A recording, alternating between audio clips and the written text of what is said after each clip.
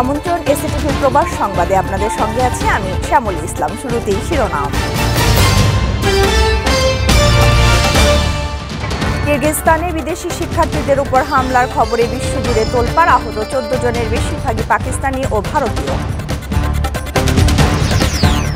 রোহিঙ্গা প্রত্যাবাসনে ভারত ও চীনের অংশগ্রহণ বাড়ানোর আহ্বান বললেন পররাষ্ট্রমন্ত্রী। মামলার রায় পক্ষে এলে মিয়ানমার দ্রুত কাজ শুরু করবে।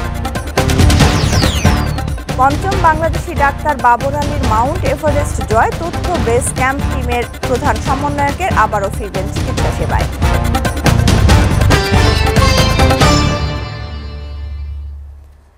কিরগিজস্তানে বিদেশি শিক্ষার্থীদের উপর হামলায় অন্তত 14 জন আহত হয়েছেন, যাদের বেশিরভাগই পাকিস্তানি ও ভারতীয়।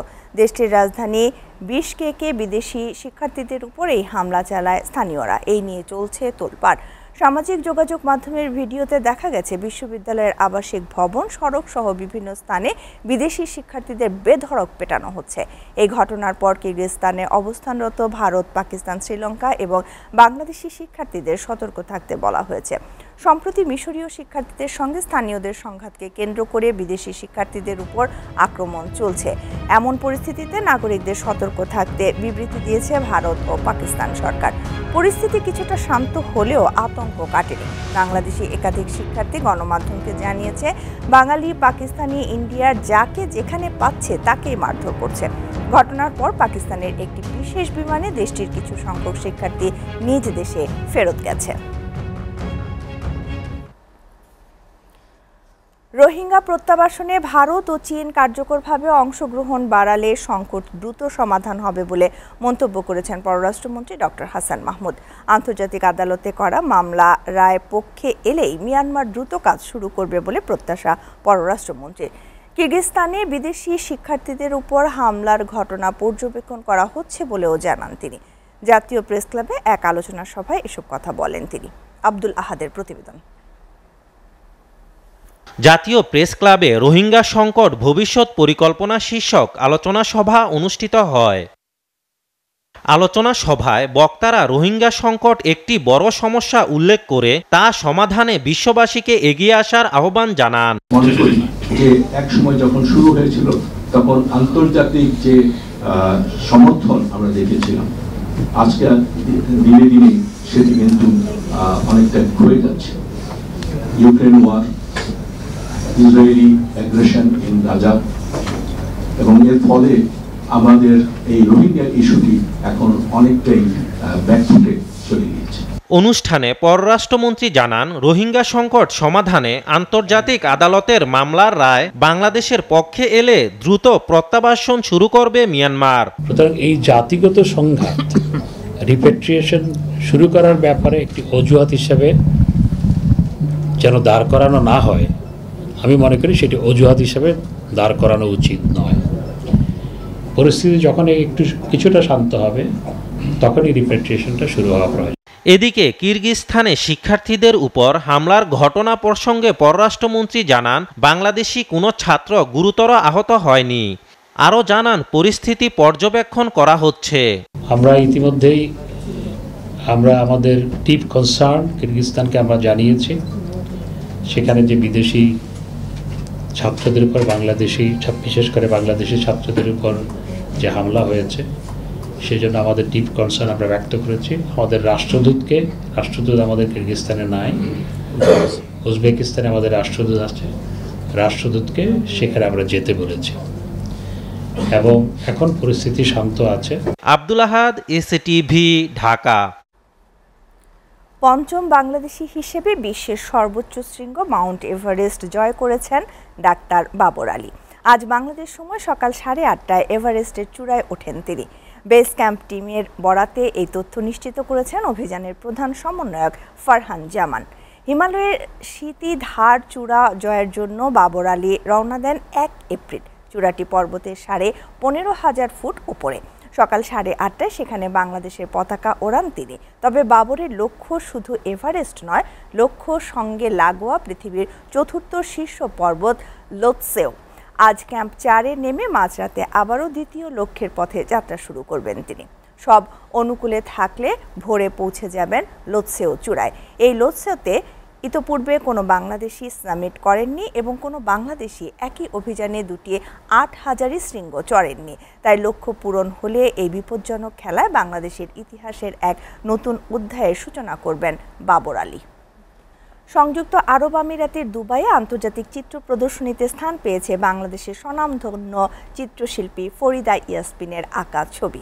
আমিরাতের 55 জন চিত্রশিল্পী ও 30 জন আন্তর্জাতিক চিত্রশিল্পীর ছবির সাথে শোভা পাচ্ছে তার এসব ছবি। দুবাইয়ের স্টুডিও গ্রিসের দেয়ালে দেয়ালে ফুটে উঠেছে বাংলাদেশ ও সংযুক্ত আরব আমিরাত সহ বিশ্বের প্রায় 200 দেশের ইতিহাস, ঐতিহ্য, সংস্কৃতি ও জীববৈচিত্র্যের নানা দিক। সংযুক্ত আরব আমিরাত প্রতিনিধি সিরাজুল হকের পাঠানো প্রতিবেদন। ইউনেস্কো সমর্থিত ক্লাব পাইরাস এবং গ্রিসের আর্ট অ্যান্ড কালচারাল গ্রুপের সাথে সমন্বয় করে দুবাইয়ে স্টুডিও গ্রিসে শিল্পীদের আঁকা চিত্রকর্মের প্রদর্শনী।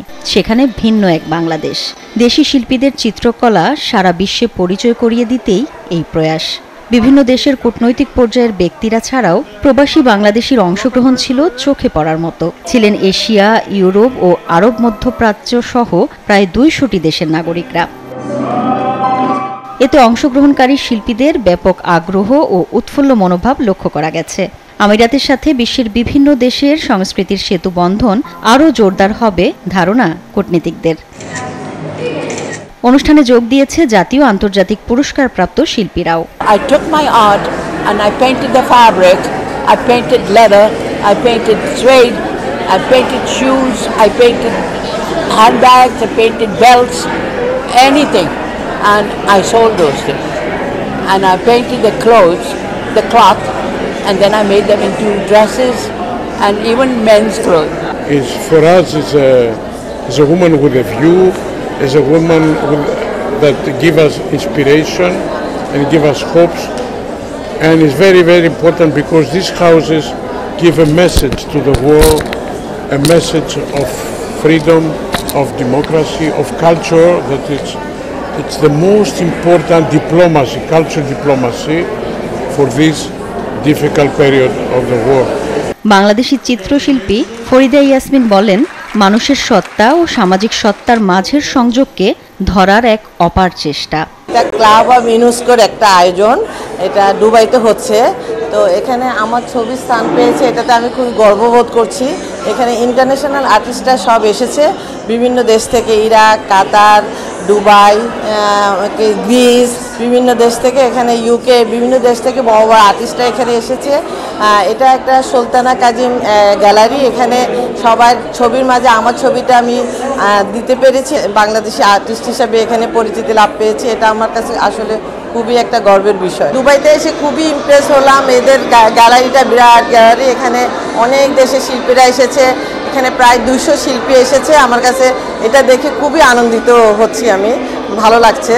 তো আমি দেখি নেক্সট ইয়ার আমি কাতারে এক্সিবিশন করতে যাব, ওখানে বড় ইন্টারন্যাশনাল আর্ট এক্সিবিশন হয়। আমি চেষ্টা করব যে সেখানেও আর্ট করার জন্য। অনুষ্ঠানের উদ্বোধন করেন শেখ পরিবারের সদস্য ইয়াকুব আল আলী। সাংস্কৃতিক অনুষ্ঠানে ছিল জোরবা দ্য গ্রিক স্টাইলের দলগত নৃত্য, পপ আর্টের মাস্টার ক্লাস প্রখ্যাত শিল্পীর একক সঙ্গীত সন্ধ্যা, সেই সঙ্গে মূর্ছনায় ক্লাসিক পিয়ানো সহ অপেরার অতিরিক্ত বিনোদন। এসএটিভি প্রবাস ডেস্ক।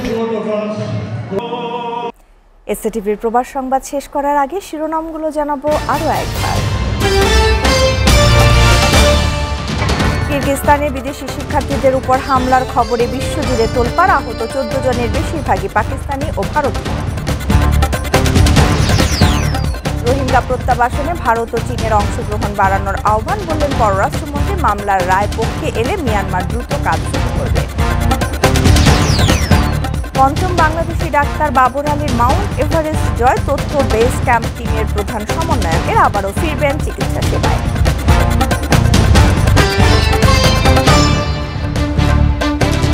এই ছিল এসএটিভি প্রবাস সংবাদে। এসএটিভি সবশেষ সংবাদ জানতে ভিজিট করুন www.actv.tv। এতক্ষণ সঙ্গে থাকার জন্য ধন্যবাদ সবাইকে।